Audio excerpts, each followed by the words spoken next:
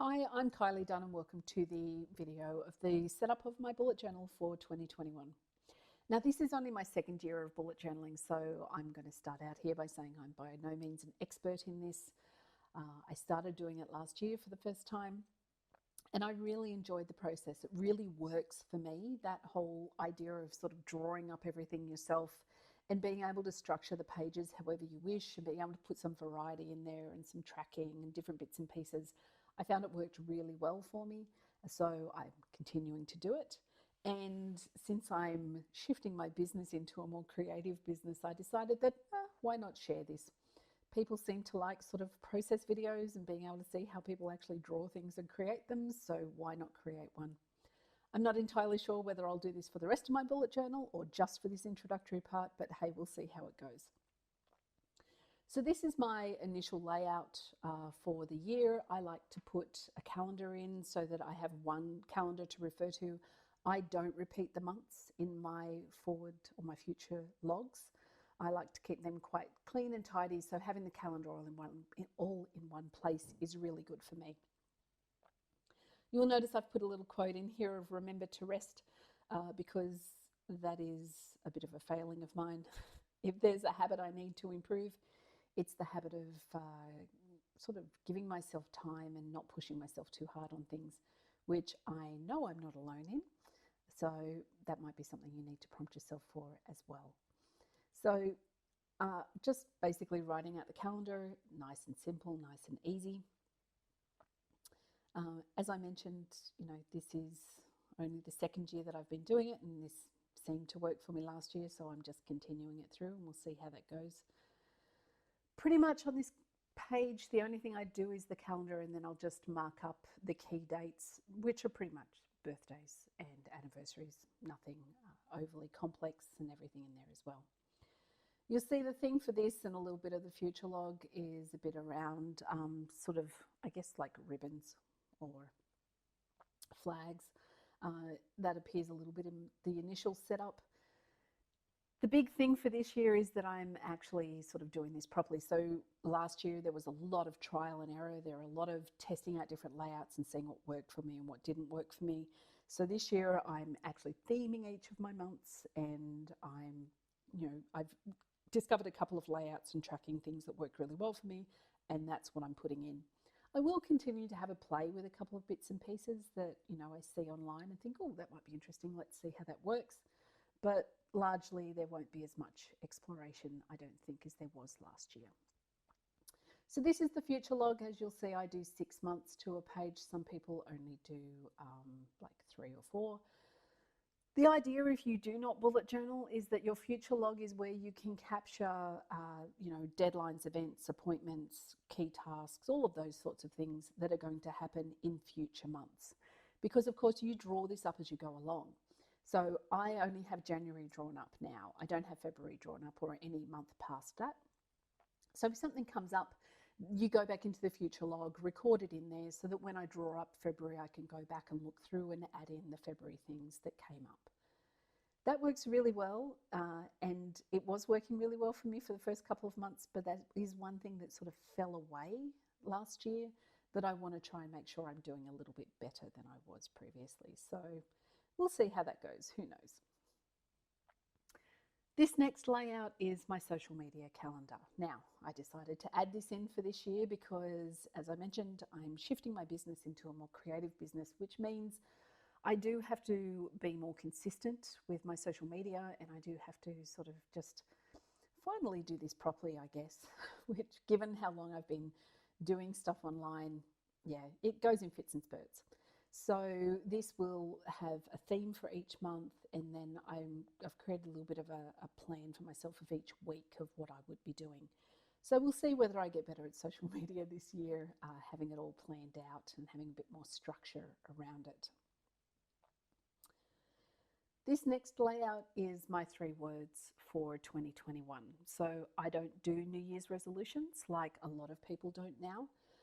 And I know it's become quite popular in the last year or so to do a single word for a year, but I started doing my 3 words based on Chris Brogan's sort of tutorials and those sorts of things.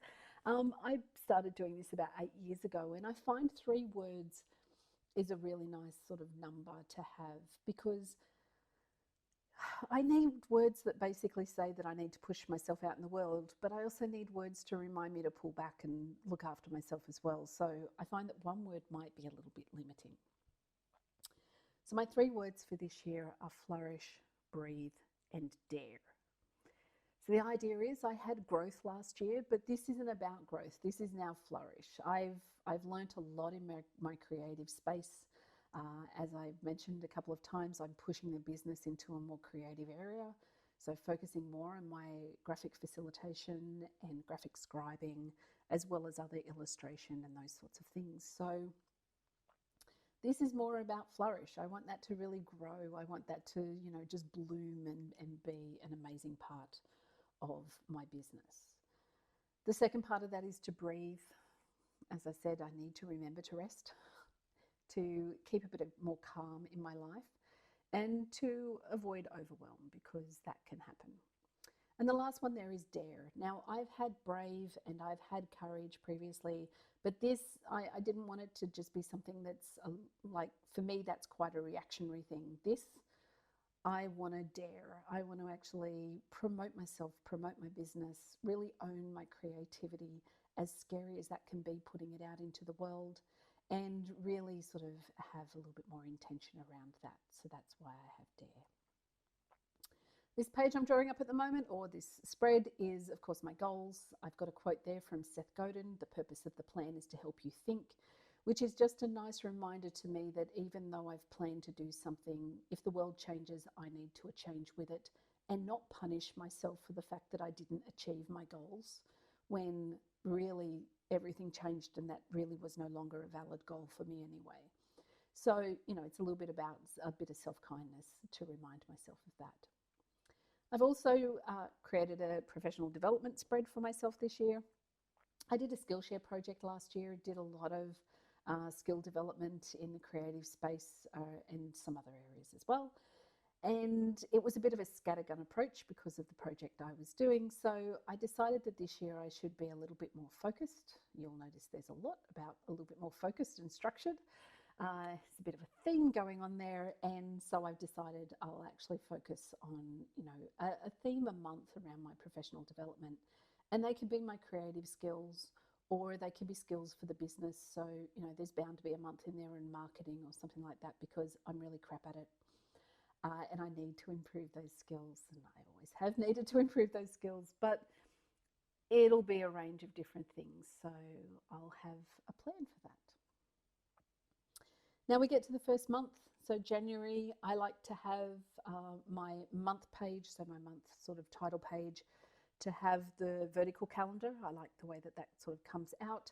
And then to have a section for focus, which are largely, what are the key tasks that I need to ensure I'm achieving this month? And that can be professionally, that can be personally, and also creatively in there as well. So I like to have a focus area. I'm contemplating under that focus area, because it certainly doesn't need to be a whole half of a page, that maybe I put a bit in there around reflections, or I just leave that to a total page at the end of the month. I'm still tossing up what I'm going to do about that, and I'll see how I feel about it as I get near the end of the month, whether that's enough space for me to do that sort of quick reflection, or whether I actually feel like I need some more space, and I'll create a special page for it itself. Now, in case it isn't obvious, the theme for January is gardens. I've been doing a lot of floral work and developing, some floral illustrations and different bits and pieces, and increasing my skills in these areas and doing some surface pattern work and everything else. So I decided, since I'm already in the floral space, I may as well do gardens. Why not? It's nice and easy for me. And flowers in gardens just work really well in bullet journals. I mean, they're just a really nice sort of icon set to be able to use, which is good. Very quickly about the pens that I use. I like to use Tombow markers. My black marker is a Fudenosuke. I can never remember how to say it, but it's great. It's the hard brush marker from Tombow, and I love it. It's my favourite black pen. I do have others that I do use, but that's my favourite. I largely have been using the Tombow brush pens for colouring. So last year they were all I had, and that's great. For those of you who have noticed, I'm using an Archer and Olive um, journal. My brain just forgot the word journal. That's great. So I'm using an Archer and Olive journal, which is new. I was using another one. It ghosted like crazy, and I got so upset with it and realized that I just needed to go out and get a nice one. So I went out and got an Archer and Olive, which is 160 GSM paper, which is absolutely fantastic because there's no ghosting, there's no bleeding.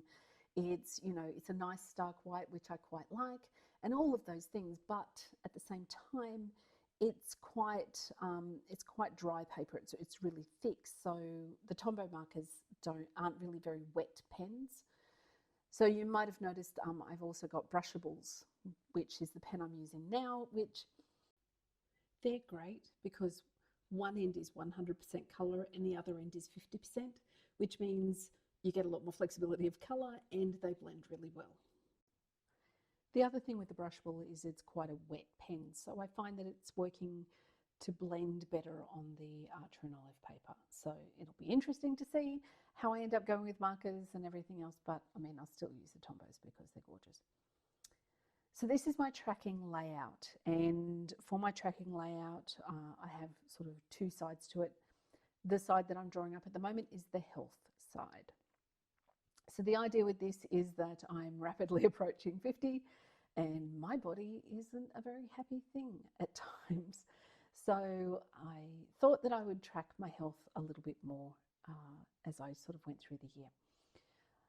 So the idea with this is each of those areas is it's sort of like a 1 to 5, and I'll shade it in as to how I rate my health on that day, and then make a comment about what it is. If something wasn't great, then what was it?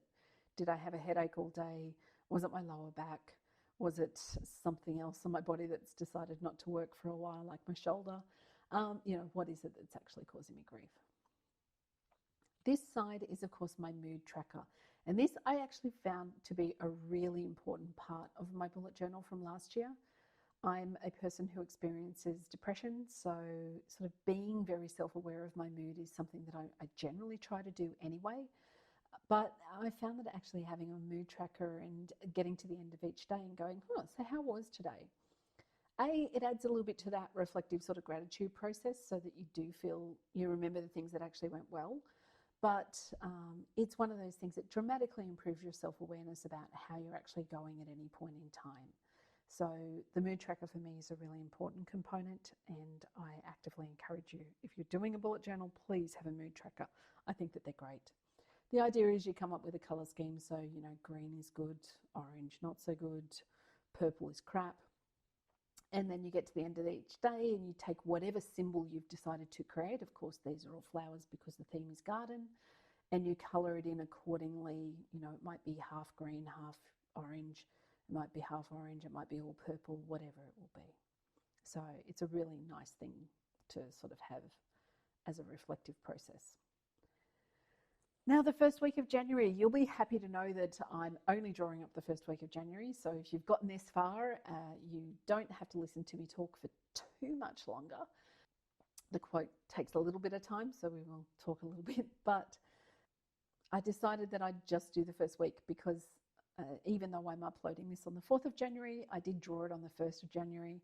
As I mentioned, I've drawn up all of these pages in the other journal that I was planning on using, thinking, you know, I noticed it was ghosting, and it's like, hey, look, I've already spent money on this, I'm not going to buy another one, blah, blah, blah. And then I got to the end of it and just went, this is going to frustrate me so much. I cannot possibly have this much ghosting. It's just going to kill my creativity if I have to think about, you know, not putting too much colour on pages or whatever. So since I was drawing this up on the 1st of January, I decided I'd just do the first week and we'd get it done and out of the way, which is why I'm stopping here. I actually sat down this morning and drew up the rest of January, but I'm not going to record it. It's taken me long enough to get this video out, honestly. So we'll just leave it where it is. I decided to add another quote in here, and this is also from Seth Godin. It is that you can't shrink your way to greatness. I decided to put a quote in because this first week of January isn't really a week and it only had 3 days. So I thought I'd put a quote on the other side, and I like this quote because it's a really nice reminder that my natural inclination is to just close myself off and not really share things with the world. My natural inclination is to make myself small, and I need to stop doing that. I'm not going to get where I want and how I want to be if I just keep shrinking away from things. So it sort of goes along with that dare word for my 3 words for the year, and I just thought it was a nice one to include in here as well. Now this is of course the 3rd time that I've drawn this. As I mentioned, drew it in another journal. I also drew it in Procreate because I thought, oh, you know, it's a nice quote, and I was playing with some of the functionality in Procreate. So I drew it up there, and then I decided, well, I am of course going to put it back in here. Pretty sure I changed the flowers every single time I did it. I think that top flower was the only one that remained the same all the way through, and I quite like the way that it came out. So I might do a bit more of that sort of creativity of including more quotes and a bit more of the larger sort of pieces that I didn't have in my journal last year that I actually think would be quite nice for me to include. So this is almost the end of my video for my 2021 setup. As you'll see, I don't have a lot of pages in the initial part of my bullet journal, and I don't put a lot of different trackers in. I did try a couple of things of, you know, tracking sleep and doing all sorts of bits and pieces, and I just found I was really crap at filling them in. So I don't like to set myself up to fail. I accept my limitations and just move on. And that was just a limitation. It's like, that's not even a habit I'm going to be able to build for myself. It just doesn't work. So that's it. I hope you enjoyed the video. Please feel free to leave any comments if you would wish. And please feel free to take, adapt, adjust any of this that might come in handy for you. That's the idea of this, is sharing so that we can learn from each other. I know that I've watched a hell of a lot of these videos and learnt a lot from them. So hopefully I can add and help people as well. Have a happy 2021.